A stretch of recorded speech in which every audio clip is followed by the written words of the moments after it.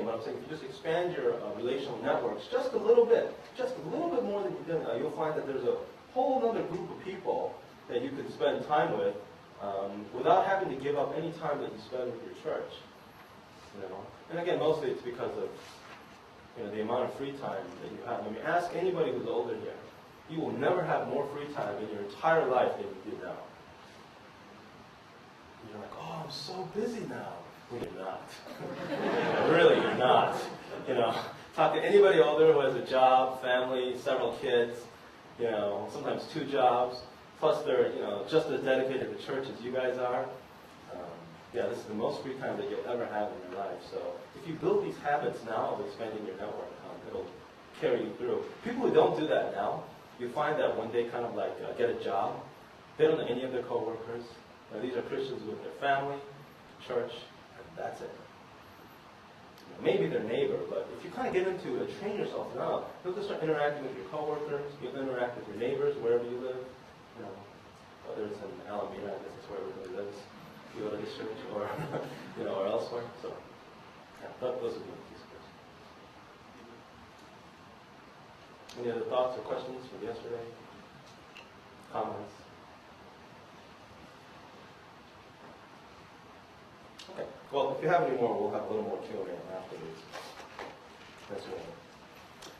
Today's talk is going to be slightly different. And it's not going to be too long, I don't think. We're going to talk about some of these philosophical principles, mostly in the field of epistemology, that I'm convinced affect the way you think and the way I think right now. And so, just a few key terms that I want to go. The title of my talk is Rationalism, Empiricism, and the Word of God. So here's what I plan on doing. In this seminar, I want to do 2 things. Number 1, point out a very specific problem that we face as Christians. And 2, nuance some of the tensions we face as Christians studying God's Word in this empiricist-driven era. And so those are my 2 goals. And then I'm going to offer some practical suggestions to aid us in navigating through this problem. It is a problem, and I'll articulate the problem for you, but I'm not even sure I have a real good solution to the problem. But at least I want to articulate what I believe is the problem in our time today. So just a quick outline. So I'm going to talk about this debate that's been going on basically since the mid to late 1700s. And it's the debate, it's a philosophical debate, and in particular it's in the field of epistemology. And it's a way of coming to knowledge, and it's the rationalist versus the empiricist. And I'll define those terms for you in a second. Another thing is the current mode of learning, the way we learn now, is descended from empiricism.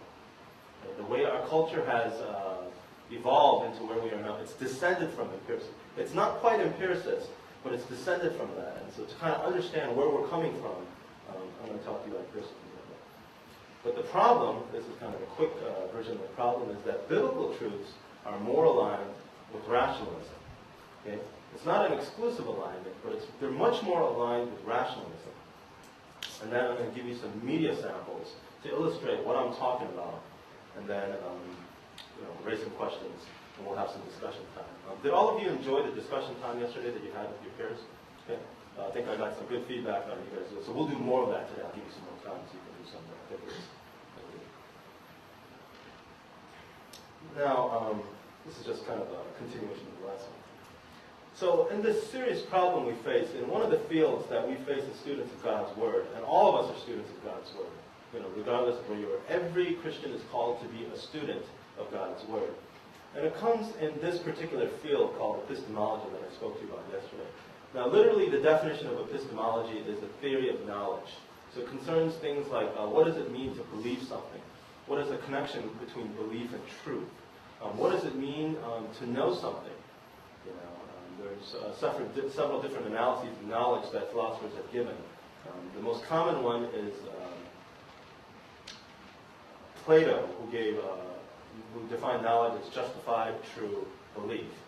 And that held true for nearly 2,000 years until Bertrand Russell came up with a counterexample first. But another man by the name of Edmund Gettier in the 60s came up with an article called "Is Knowledge Justified True Belief?" And he says that it's not. He gave several cases where you had a belief that was justified, it was true, it was a belief, but it wasn't knowledge. So that's kind of the field that we're talking about. You don't need to write this down. This is just backdrop. So here are kind of the three categories of epistemology. You may want to write this down. The first category deals in the nature of propositional knowledge. What's a proposition? We had a few philosophy majors and several of you that take it. Could someone give me a definition of a proposition? If you've taken intro to logic, you should know this.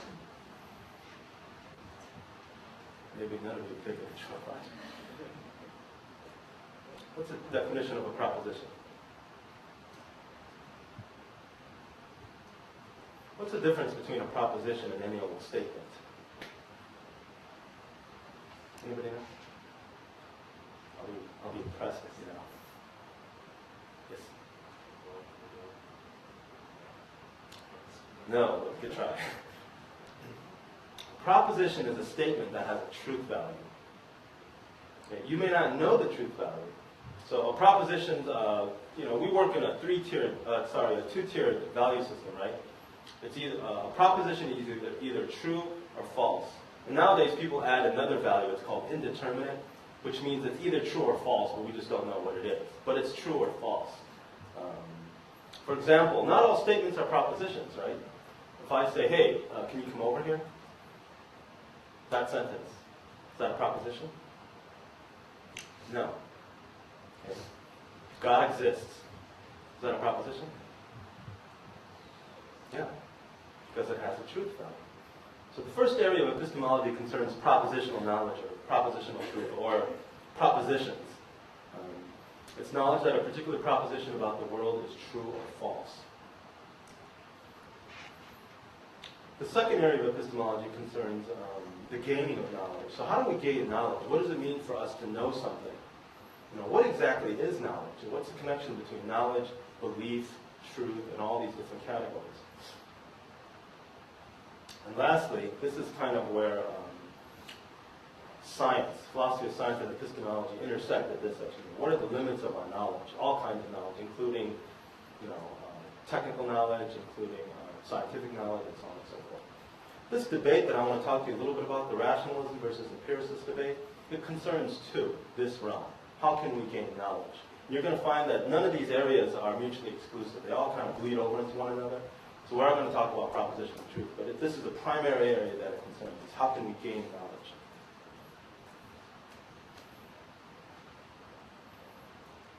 Give me a minute to write it down if you have it. I'll go with the next